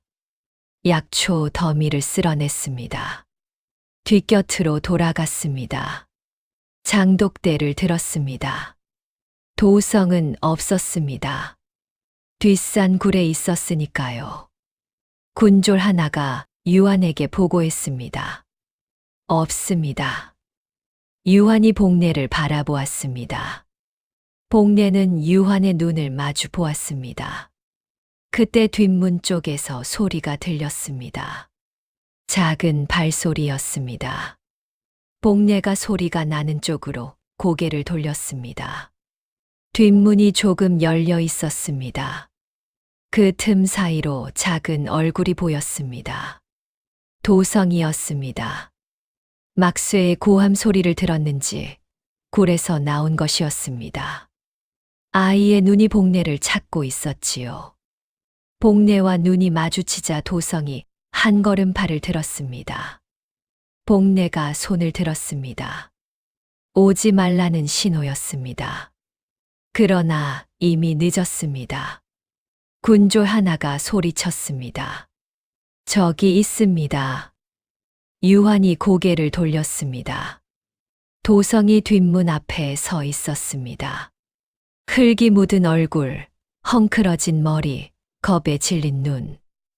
그러나 복례를 향한 눈빛만은 또렷했습니다. 군졸이 도성에게 달려가려 했습니다. 복례가 그 앞을 막았습니다. 몸으로 막은 것이었지요. 군졸이 복례를 밀었습니다. 복례가 비틀거렸습니다. 그래도 비키지 않았습니다. 유한이 손을 들어 군졸을 세웠습니다. 그리고 복례를 바라보았습니다. 복례는 유한의 눈을 마주 보았습니다. 발 아래 흙이 단단했습니다. 등 뒤에서 도성이 복례의 치마를 잡았지요. 복례는 그 손이 느껴졌습니다. 이제 더 이상 피할 곳이 없었습니다. 복례가 입을 열었습니다. 내가 그날 밤 아이를 2번 받아 안았다는 걸 유만석은 죽을 때까지 몰랐겠지요. 방 안이 조용해졌습니다. 막쇠도 군졸들도 움직임을 멈추었습니다. 유한의 얼굴이 굳었습니다. 무슨 말이오? 복례가 약주머니를 꺼냈습니다. 안쪽에서 두루마리를 꺼냈지요. 30년을 품어온 것이었습니다. 여기 있소. 모든 것이. 유한이 복례를 바라보았습니다. 그 눈빛이 처음으로 흔들렸습니다. 두루마리를 이리 내시오. 복례가 두루마리를 가슴에 안은 채 고개를 저었습니다. 이것은 나리에게 드리는 것이 아니오. 나리가 이 자리에서 우리를 해치지 않겠다고 약속한다면 이야기를 하겠소. 유한의 눈이 가늘어졌습니다. 협박이요? 복례가 목소리를 낮추었습니다. 부탁이요. 잠시 침묵이 흘렀습니다. 유한이 군졸들을 돌아보며 말했습니다. 물러서라. 군졸들이 뒤로 물러났습니다. 막쇠를 잡고 있던 군졸들도 손을 놓았습니다. 막쇠가 무릎을 짚고 일어났지요. 유한이 복례를 바라보았습니다. 말하시오. 복례가 두루마리를 펼쳤습니다. 유한이 한 걸음 가까이 다가왔습니다. 복례가 글씨를 짚으며 말하기 시작했습니다. 30년 전 동짓달 10살 밤 왕비마마께서 옥동자를 낳으셨소. 내가 받아 안았지요. 그런데 그것이 끝이 아니었소. 잠시 뒤 둘째가 나왔소. 유한이 두루마리를 응시했습니다. 쌍둥이였소. 날이 아버지 유만석이 둘째를 처리하라 명했소. 왕실의 쌍둥이가 알려지면 나라의 흉조라 하여. 복례가 글씨를 계속 짚었습니다. 나는 둘째를 내주지 않았소. 믿을 수 있는 내관에게 맡겼지요. 그 대가로 궁에서 쫓겨났소. 이 기록이 그 증거요. 유만석의 이름도 여기 있소. 그자의 지시 내용도 여기 있소. 유한이 한참 두루마리를 보았습니다. 그 눈이 움직이고 있었습니다. 글씨를 읽고 있는 것이었지요. 유한의 손이 두루마리를 향해 뻗었습니다. 복례가 물러서지 않았습니다. 읽어도 돼요. 대신 읽는 동안 저 아이에게 손대지 마시오. 유한이 복례의 눈을 보았습니다. 그리고 두루마리를 받아들었습니다. 방 안이 고요했습니다. 유한이 두루마리를 천천히 읽었습니다. 복례는 그 얼굴을 지켜보았습니다. 처음에는 냉정하던 눈빛이 조금씩 변하기 시작했습니다. 뭔가를 인식하는 눈빛이었지요. 그리고 마지막 부분을 읽을 때 유한의 손이 미세하게 떨렸습니다. 유한이 두루마리를 내렸습니다. 복내가 말했습니다. 나리 아버지가 왜 둘째를 없애려 했는지 아시오? 유한이 대답하지 않았습니다. 복내가 계속했습니다. 당시 반정을 준비하던 세력이 있었소. 나리 아버지는 그 세력의 일원이었소. 왕손이 둘이면 반정 후 정통성 문제가 생기오. 그래서 둘째를 미리 없애야 했던 것이오. 유한의 얼굴이 굳었습니다. 거짓말이오. 복내가 고개를 저었습니다. 두루마리에 적혀 있소. 유만석이 내게 한 말을 그날 밤 내가 직접 적은 것이오. 30년 전이지만 글씨가 지워지지 않았소. 유한이 다시 두루마리를 펼쳤습니다. 한 대목을 다시 읽었습니다. 그리고 눈을 감았습니다. 복내는 그 모습을 지켜보았습니다. 유한이 눈을 뜨지 않은 채 낮게 말했습니다. 아버지가. 복내가 조용히 대답했습니다. 그렇소. 유한이 눈을 떴습니다. 그 눈이 복내를 보았습니다. 무언가가 무너지고 있는 눈이었습니다. 복내는 그것을 알았습니다. 30년을 믿어온 것이 흔들리는 순간의 눈빛이었지요. 그때 도성이 복내의 치마를 잡아당겼습니다. 복내가 고개를 돌렸습니다. 도성이 복내를 올려다보고 있었지요. 아이의 눈이 유한을 향하더니 다시 복내를 향했습니다. 그리고 조용히 물었습니다. 저 사람 울어요? 복내가 유한을 보았습니다. 유한은 울지 않았습니다. 그러나 복내는 알 수 있었지요. 그 눈 안에서 무언가가 무너지고 있다는 것을. 복내가 도성에게 작게 말했습니다. 아직 모른다. 그것이 복내의 솔직한 대답이었습니다. 유한이 어떻게 할 것인지 복내는 아직 알지 못했습니다. 두루마리를 읽었다고 해서 마음이 바뀌는 것은 아닐 수 있었으니까요. 복내는 그저 기다렸습니다. 숨을 죽이고 유한이 오랜 침묵 끝에 입을 열었습니다. 이 기록이 진짜라면. 복내가 대답하지 않았습니다. 유한이 말을 이었습니다. 내 아버지는 역적이오. 복내가 조용히 말했습니다. 나리가 그것을 어떻게 할지는 나리가 결정할 일이오. 유한이 두루마리를 복내에게 돌려주었습니다. 복내가 받아들었지요. 유한이 뒤로 돌아서서 군졸들에게 말했습니다. 오늘은 여기까지다. 물러서라. 군졸들이 어리둥절한 얼굴로 움직였습니다. 막쇠가 복내를 바라보았습니다. 복내는 고개를 끄덕였습니다. 일단 넘어간 것이었지요. 유한이 문 밖을 나서려다 걸음을 멈추었습니다. 그리고 복내를 돌아보지 않은 채 말했습니다. 사흘 뒤에 다시 오겠소. 그것이 전부였습니다. 유한은 그대로 나갔습니다. 복내는 그 자리에 한참 서 있었습니다. 다리에 힘이 없었습니다. 무릎을 꿇지 않으려고 이를 악물었지요. 도성이 복내의 손을 잡았습니다. 할매, 괜찮아요? 복내가 도성의 손을 꼭 쥐었습니다. 그래. 막쇠가 다가왔습니다. 얼굴에 피가 굳어 있었지요. 복내가 막쇠를 바라보았습니다. 다치셨소? 막쇠가 손을 내저었습니다. 별것 아니요. 복내가 부엌으로 가서 약을 꺼냈습니다. 막쇠를 마루에 앉히고 상처에 발랐습니다. 막쇠가 아프다는 내색 없이 앉아 있었습니다. 복내가 약을 바르면서 낮게 말했습니다. 미안하오. 막쇠가 고개를 저었습니다. 제가 선택한 것이요. 복례는 더 말하지 않았습니다. 손이 조심스럽고 정확하게 움직였습니다. 오랜 의녀의 손이었지요. 도성이 옆에 서서 막쇠를 걱정스럽게 바라보았습니다. 아파요?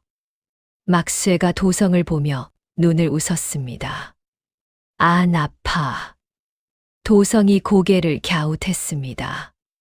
거짓말이요. 아플 것 같아 보여요. 막쇠가 웃음을 터뜨렸습니다. 복례도 입끝이 올라갔습니다. 사흘. 유한이 사흘 뒤에 온다고 했습니다. 그 사흘 안에 유한이 어떤 결심을 내릴지 복례는 알지 못했습니다. 두루마리를 보았다고 해서 아버지를 배신할 수 있는 사람인지 복례는 알지 못했지요. 그러나 복례는 한 가지를 보았습니다. 두루마리를 읽는 유한의 손이 떨렸습니다. 그 떨림이 거짓은 아니었습니다.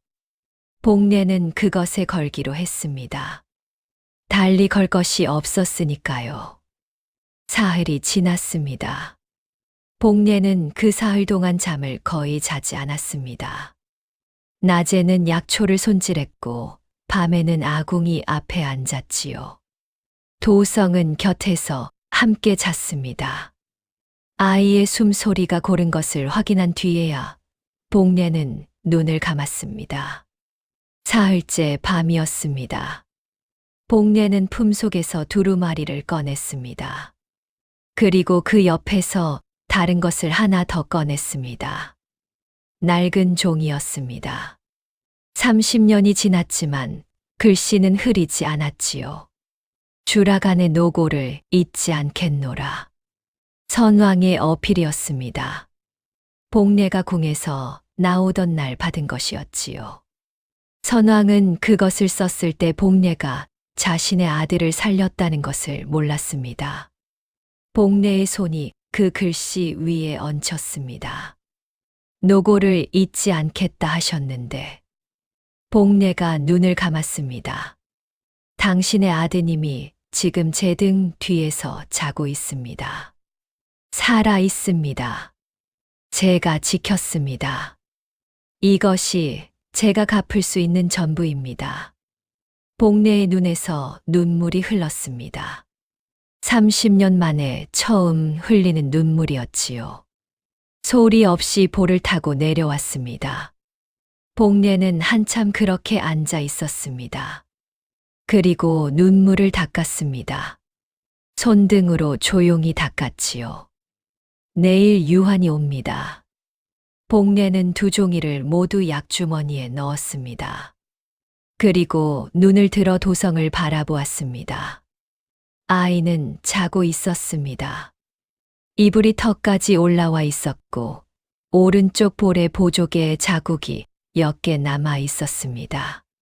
잠결에도 평온한 얼굴이었지요. 복례는 도성의 이불을 여미었습니다. 갚을 빚이 있다. 막쇠가 왜 이리 사느냐고 물었을 때 복례는 그렇게 대답했습니다. 이제 복례는 알았습니다. 그 빚은 돈이 아니었고 목숨도 아니었습니다. 이 아이가 살아있다는 것을 보는 것, 이 아이의 손이 따뜻한 것을 느끼는 것, 이 아이가 할매라고 부르는 것을 듣는 것. 그것이 복례가 30년을 버텨온 이유였습니다. 복례는 날이 밝기를 기다렸습니다. 이튿날 낮, 유한이 왔습니다. 이번에는 군조를 데려오지 않았습니다. 혼자였습니다. 유한이 복례의 약방 앞에 서서 말했습니다.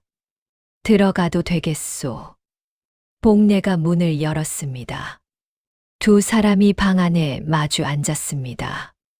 도성은 마루에 있었지요. 복례가 도성에게 눈짓을 보냈습니다. 도성이 마루 끝에서 새끼를 꼬기 시작했습니다. 들을 수 있는 자리였지만 어른들의 일에 끼어들지 않겠다는 뜻이었지요.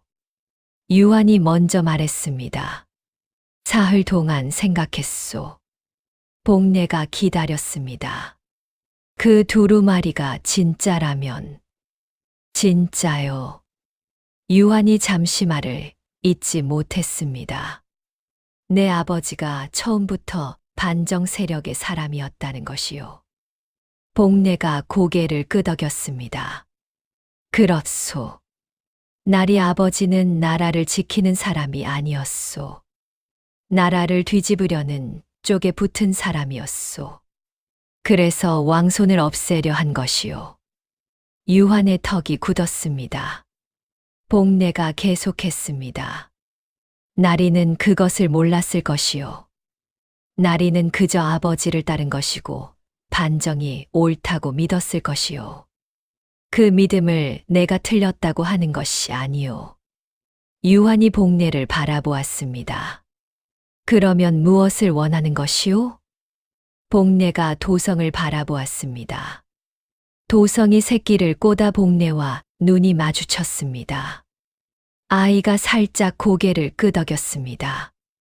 무슨 뜻인지 몰랐지만 복내가 자신을 바라보고 있으니 고개를 끄덕인 것이었지요. 복내가 유한에게 말했습니다. 저 아이가 조용히 살 수 있기를 바라오. 왕손으로 알려지면 저 아이는 살지 못하오. 반정 세력이 절대 두고 보지 않을 테니. 그러니 아무도 모르게 그냥 이 마을 강가에서 늙은 할매 손자로 살 수 있기를 바라오. 유한이 오랫동안 복내를 바라보았습니다. 그뿐이요? 복내가 고개를 끄덕였습니다. 그뿐이요. 유한이 창밖을 바라보았습니다. 긴 침묵이 흘렀습니다. 이 일이 밖에 알려지면 나도 끝이요. 아버지가 역적이었다는 것이 드러나면 나의 자리도 없소. 복내가 유한을 바라보았습니다. 그것도 알고 있소. 유한이 천천히 입을 열었습니다. 두루마리를 내게 주시오. 복내가 두루마리를 꺼냈습니다. 그리고 건네기 전에 한마디 했습니다. 이것을 나리에게 드리면 나는 증거가 없소. 나리가 약속을 지키지 않아도 내가 할 수 있는 것이 없소. 유한이 복내를 바라보았습니다. 알고 드리는 것이요? 복내가 고개를 끄덕였습니다. 나리의 눈을 믿는 것이요. 사흘 전 두루마리를 읽을 때 나리의 손이 떨렸소. 그 떨림은 거짓이 아니었소. 유한이 두루마리를 받았습니다. 그 손이 다시 미세하게 떨렸습니다. 복내가 그것을 보았지요. 유한이 일어났습니다. 그리고 방을 나가려다 마루의 도성을 보았습니다. 도성이 유한을 올려다보고 있었습니다. 또렷한 눈이었습니다. 유한이 도성을 향해 말했습니다. 이름이 뭐라 했느냐? 도성이 복내를 한 번 보았다가 대답했습니다. 도성이요. 유한이 고개를 끄덕였습니다. 잘 살아라. 그것이 전부였습니다. 유한은 돌아섰습니다. 문을 나서는 발걸음이 무거웠습니다. 복내는 유한의 뒷모습을 바라보았습니다. 아버지를 잃은 사람의 등이었습니다. 믿었던 것을 잃은 사람의 등이었지요.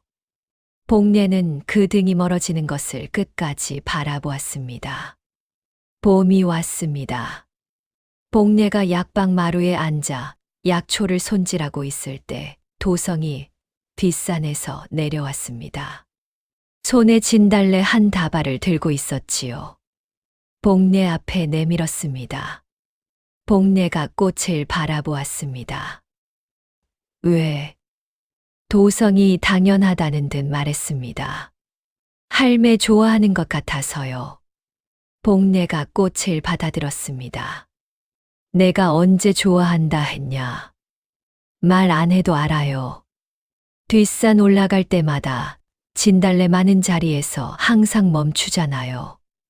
복내는 아무 말도 하지 않았습니다. 꽃을 방 안의 물그릇에 꽂아두었습니다. 그리고 다시 약초를 손질했습니다. 도성이 복례 옆에 쪼그리고 앉아 약초를 거들었습니다. 손이 이제 제법 정확했습니다. 두 사람이 나란히 앉아 손을 움직였습니다.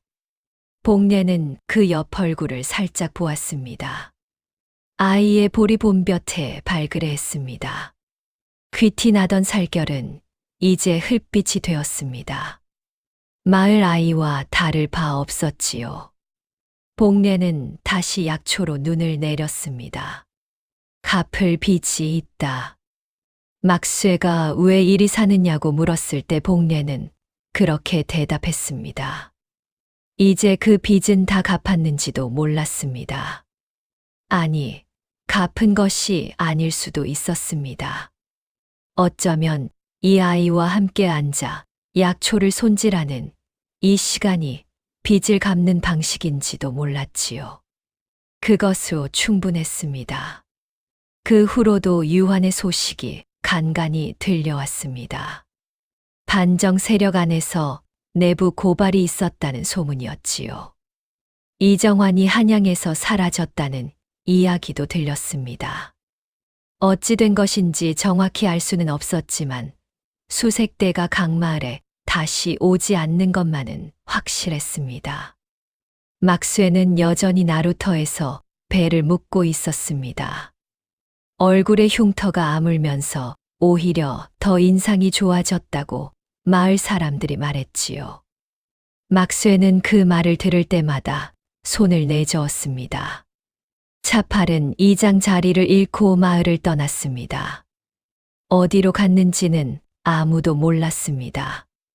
도성은 봄이 지나고 여름이 되면서 뒷산을 혼자 오르내리기 시작했습니다. 처음에는 복례가 따라갔지만 이제는 혼자 가서 약초를 캐 들고 왔지요. 어떤 것이 삽주뿌리인지 어떤 것이 천궁인지 이제는 복례보다 더 빠르게 골라냈습니다. 복례가 그것을 보며 입끝을 올렸습니다. 어느 늦여름 저녁이었습니다. 두 사람이 마루에 앉아 저녁을 먹고 있을 때 도성이 불쑥 말했습니다. 할매, 나 여기서 계속 살아도 돼요? 복례가 숟가락을 내렸습니다. 왜 그런 말을 하냐? 도성이 밥그릇을 내려다보았습니다. 내가 원래 어디서 왔는지 할매는 알잖아요. 언젠가 거기로 돌아가야 하는 거 아니에요. 복례가 도성을 바라보았습니다. 아이의 눈이 밥그릇을 향하고 있었습니다. 어딘가 불안한 눈이었지요. 복례가 천천히 말했습니다. 너는 돌아갈 곳이 없다. 도성이 고개를 들었습니다. 그럼 여기가 내 곳이에요. 복례가 고개를 끄덕였습니다. 그렇다. 도성이 잠시 복례를 바라보다가 다시 밥을 먹기 시작했습니다. 더 이상 묻지 않았습니다. 복례는 그것을 보며 다시 숟가락을 들었습니다. 두 사람은 말없이 밥을 먹었습니다. 멀리서 강물 소리가 들렸습니다. 저녁 바람이 처마를 지나갔지요.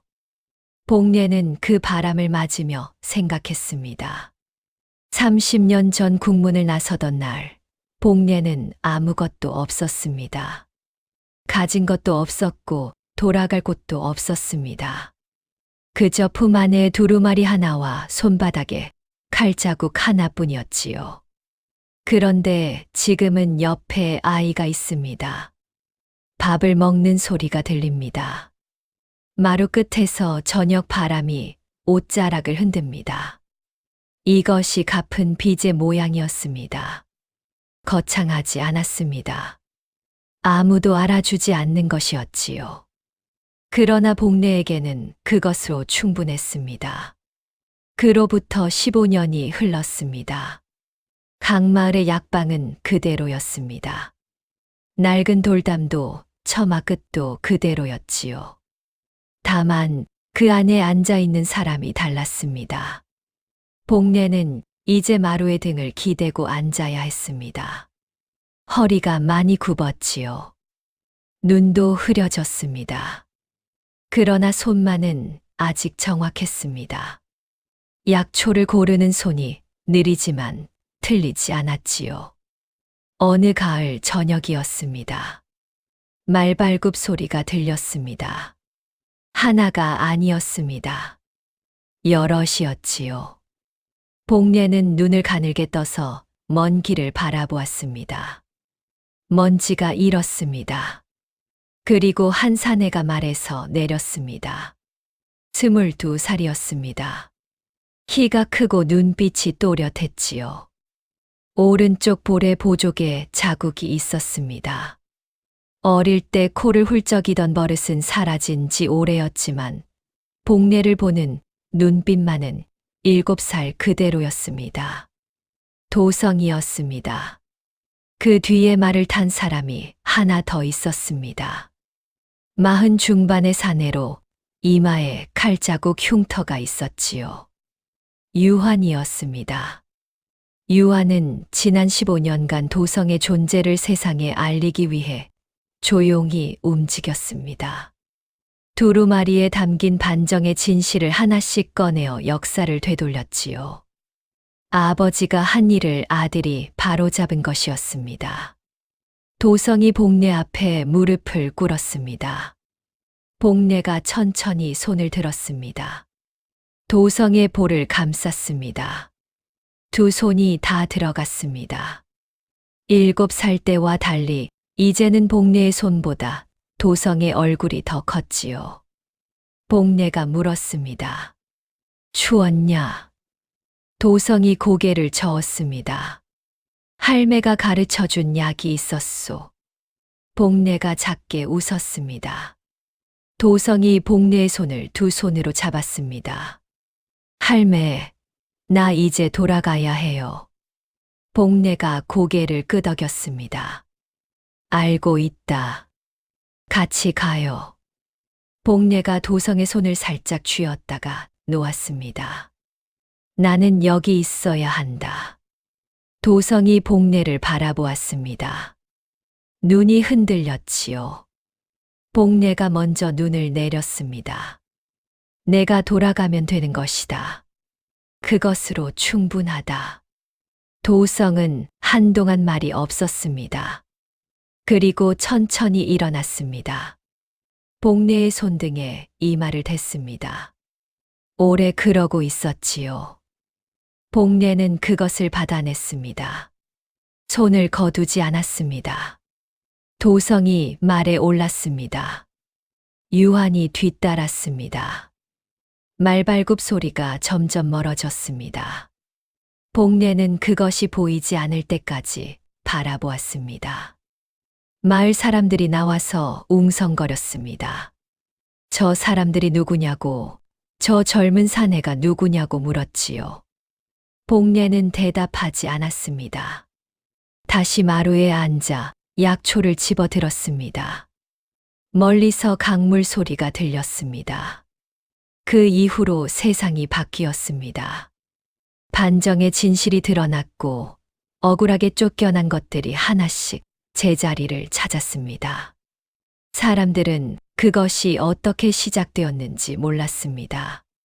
강마을 서쪽 끝 낡은 약방에서 늙은 의녀 하나가 30년을 품어온 두루마리 한 장으로 시작되었다는 것을 아는 사람은 아무도 없었지요.